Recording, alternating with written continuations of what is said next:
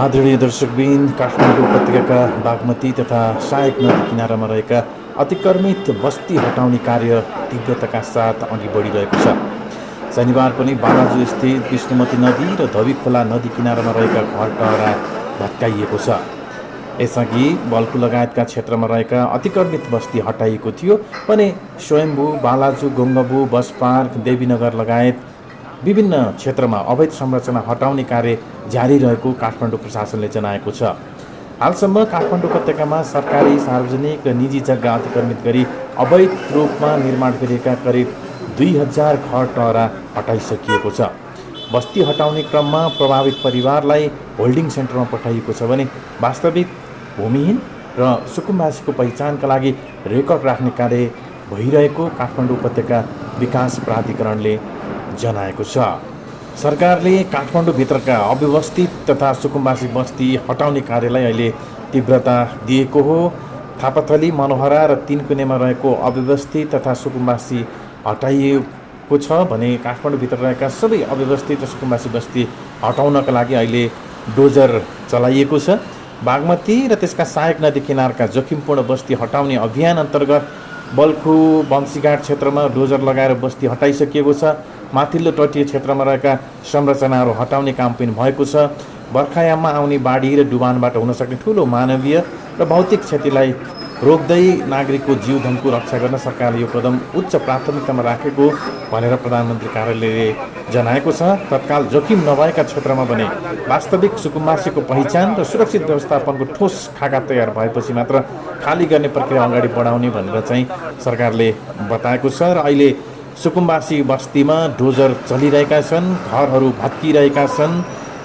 आदरणीय दर्शकबिन, काठमाडौँ उपत्यकाका बागमती तथा सहायक नदी किनारामा रहेका अतिक्रमित बस्ती हटाउने कार्य तीव्रताका साथ अघि बढिरहेको छ। शनिबार पनि बालाजु स्थित विष्णुमती नदी र धवी खोला नदी किनारामा रहेका घर टहरा भत्काइएको छ।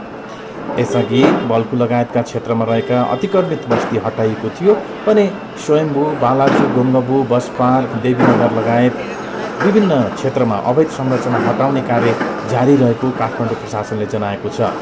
हालसम्म काठमाडौँ उपत्यकामा सरकारी, सार्वजनिक र निजी जग्गा अतिक्रमित गरी अवैध रूपमा निर्माण गरिएका करिब 2000 घर टहरा हटाइसकिएको छ। बस्ती हटाउने क्रममा प्रभावित परिवारलाई होल्डिङ सेन्टरमा पठाइएको छ भने वास्तविक भूमिहीन र सुकुम्बासीको पहिचानका लागि रेकर्ड राख्ने कार्य भइरहेको काठमाडौँ उपत्यका विकास प्राधिकरणले जनाएको छ। सरकारले काठमाडौँभित्रका अव्यवस्थित तथा सुकुम्बासी बस्ती हटाउने कार्यलाई अहिले तीव्रता दिएको हो। थापाथली, मनोहरा र तीनकुनेमा रहेको अव्यवस्थित तथा सुकुम्बासी हटाइएको छ भने काठमाडौँभित्र रहेका सबै अव्यवस्थित र सुकुम्बासी बस्ती हटाउनका लागि अहिले डोजर चलाइएको छ। बागमती र त्यसका सहायक नदी किनारका जोखिमपूर्ण बस्ती हटाउने अभियान अन्तर्गत बल्खु, बम्सीघाट क्षेत्रमा डोजर लगाएर बस्ती हटाइसकिएको छ। माथिल्लो तटीय क्षेत्रमा रहेका संरचनाहरू हटाउने काम पनि भएको छ। बर्खायाममा आउने बाढी र डुबानबाट हुन सक्ने ठुलो मानवीय र भौतिक क्षतिलाई रोक्दै नागरिकको जीवधनको रक्षा गर्न सरकारले यो कदम उच्च प्राथमिकतामा राखेको भनेर प्रधानमन्त्री कार्यालयले जनाएको छ। तत्काल जोखिम नभएका क्षेत्रमा भने वास्तविक सुकुम्बासीको पहिचान र सुरक्षित व्यवस्थापनको ठोस खाका तयार भएपछि मात्र खाली गर्ने प्रक्रिया अगाडि बढाउने भनेर चाहिँ सरकारले बताएको छ। र अहिले सुकुम्बासी बस्तीमा डोजर चलिरहेका छन्, घरहरू भत्किरहेका छन्।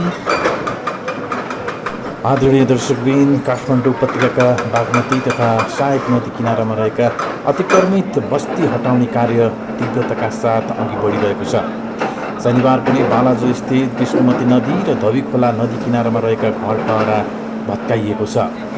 यसअघि बल्खु लगायतका क्षेत्रमा रहेका अतिक्रमित बस्ती हटाइएको थियो भने स्वयम्भू, बालाजु, गोङ्गबु, बस पार्क, देवीनगर लगायत विभिन्न क्षेत्रमा अवैध संरचना हटाउने कार्य जारी रहेको काठमाडौँ प्रशासनले जनाएको छ।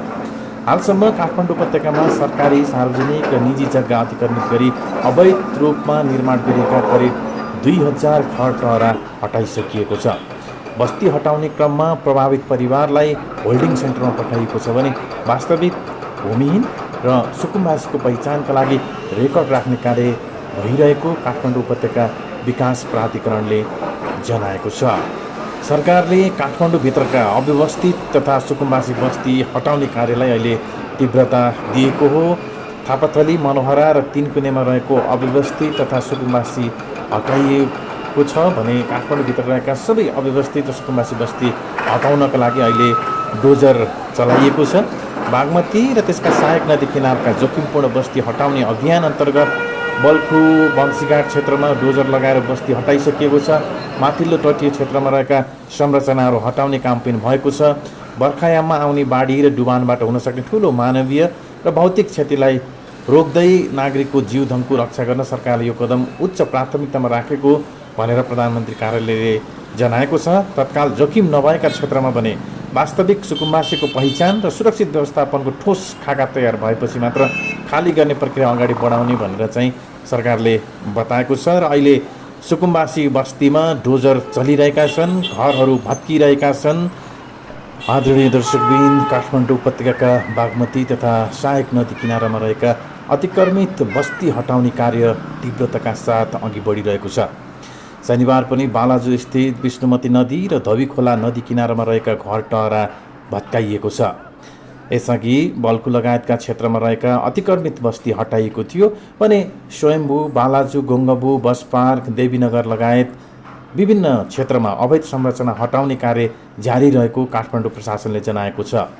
हालसम्म काठमाडौँ उपत्यकामा सरकारी, सार्वजनिक र निजी जग्गा अतिक्रमित गरी अवैध रूपमा निर्माण गरिएका करिब 2000 घर टहरा हटाइसकिएको छ। बस्ती हटाउने क्रममा प्रभावित परिवारलाई होल्डिङ सेन्टरमा पठाइएको छ भने वास्तविक भूमिहीन र सुकुम्बासीको पहिचानका लागि रेकर्ड राख्ने कार्य भइरहेको काठमाडौँ उपत्यका विकास प्राधिकरणले जनाएको छ। सरकारले काठमाडौँभित्रका अव्यवस्थित तथा सुकुम्बासी बस्ती हटाउने कार्यलाई अहिले तीव्रता दिएको हो। थापाथली, मनोहरा र तीनकुनेमा रहेको अव्यवस्थित तथा सुकुम्बासी हटाइएको छ भने काठमाडौँभित्र रहेका सबै अव्यवस्थित र सुकुम्बासी बस्ती हटाउनका लागि अहिले डोजर चलाइएको छ। बागमती र त्यसका सहायक नदी किनारका जोखिमपूर्ण बस्ती हटाउने अभियान अन्तर्गत बल्खु बंशीघाट क्षेत्रमा डोजर लगाएर बस्ती हटाइसकिएको छ। माथिल्लो तटीय क्षेत्रमा रहेका संरचनाहरू हटाउने काम पनि भएको छ। बर्खायाममा आउने बाढी र डुबानबाट हुन सक्ने ठुलो मानवीय र भौतिक क्षतिलाई रोक्दै नागरिकको जीवधनको रक्षा गर्न सरकारले यो कदम उच्च प्राथमिकतामा राखेको भनेर प्रधानमन्त्री कार्यालयले जनाएको छ। तत्काल जोखिम नभएका क्षेत्रमा भने वास्तविक सुकुम्बासीको पहिचान र सुरक्षित व्यवस्थापनको ठोस खाका तयार भएपछि मात्र खाली गर्ने प्रक्रिया अगाडि बढाउने भनेर चाहिँ सरकारले बताएको छ। र अहिले सुकुम्बासी बस्तीमा डोजर चलिरहेका छन्, घरहरू भत्किरहेका छन्। नागरिकको जीवधनको रक्षा गर्न सरकारले यो कदम उच्च प्राथमिकतामा राखेको भनेर प्रधानमन्त्री कार्यालयले जनाएको छ। तत्काल जोखिम नभएका क्षेत्रमा भने वास्तविक सुकुम्बासीको पहिचान र सुरक्षित व्यवस्थापनको ठोस खाका तयार भएपछि मात्र खाली गर्ने प्रक्रिया अगाडि बढाउने भनेर चाहिँ सरकारले बताएको छ। र अहिले सुकुम्बासी बस्तीमा डोजर चलिरहेका छन्, घरहरू भत्किरहेका छन्। दर्शकबिन, काठमाडौँ उपत्यकाका बागमती तथा सहायक नदी किनारामा रहेका अतिक्रमित बस्ती हटाउने कार्य तीव्रताका साथ अघि बढिरहेको छ। शनिबार पनि बालाजु स्थित विष्णुमती नदी र धवी खोला नदी किनारामा रहेका घर टहरा भत्काइएको छ। यसअघि बल्खु लगायतका क्षेत्रमा रहेका अतिक्रमित बस्ती हटाइएको थियो भने स्वयम्भू, बालाजु, गोङ्गबु, बस पार्क, देवीनगर लगायत विभिन्न क्षेत्रमा अवैध संरचना हटाउने कार्य जारी रहेको काठमाडौँ प्रशासनले जनाएको छ। हालसम्म काठमाडौँ उपत्यकामा सरकारी, सार्वजनिक र निजी जग्गा अतिक्रमित गरी अवैध रूपमा निर्माण गरिएका करिब 2000 घर टहरा हटाइसकिएको छ। बस्ती हटाउने क्रममा प्रभावित परिवारलाई होल्डिङ सेन्टरमा पठाइएको छ भने वास्तविक भूमिहीन र सुकुम्बासीको पहिचानका लागि रेकर्ड राख्ने कार्य भइरहेको काठमाडौँ उपत्यका विकास प्राधिकरणले जनाएको छ। काठमाडौँभित्रका अव्यवस्थित तथा सुकुम्बासी बस्ती हटाउने कार्यलाई अहिले तीव्रता दिएको हो। थापाथली, मनोहरा र तीनकुनेमा रहेको अव्यवस्थित तथा सुकुम्बासी हटाइएको छ भने काठमाडौँभित्र रहेका सबै अव्यवस्थित र सुकुम्बासी बस्ती हटाउनका लागि अहिले डोजर चलाइएको छ। बागमती र त्यसका सहायक नदी किनारका जोखिमपूर्ण बस्ती हटाउने अभियान अन्तर्गत बल्खु बंशीघाट क्षेत्रमा डोजर लगाएर बस्ती हटाइसकिएको छ। माथिल्लो तटीय क्षेत्रमा रहेका संरचनाहरू हटाउने काम पनि भएको छ। बर्खायाममा आउने बाढी र डुबानबाट हुन सक्ने ठुलो मानवीय र भौतिक क्षतिलाई रोक्दै नागरिकको जीव धनको रक्षा गर्न सरकारले यो कदम उच्च प्राथमिकतामा राखेको भनेर प्रधानमन्त्री कार्यालयले जनाएको छ। तत्काल जोखिम नभएका क्षेत्रमा भने वास्तविक सुकुम्बासीको पहिचान र सुरक्षित व्यवस्थापनको ठोस खाका तयार भएपछि मात्र खाली गर्ने प्रक्रिया अगाडि बढाउने भनेर चाहिँ सरकारले बताएको छ। र अहिले सुकुम्बासी बस्तीमा डोजर चलिरहेका छन्, घरहरू भत्किरहेका छन्।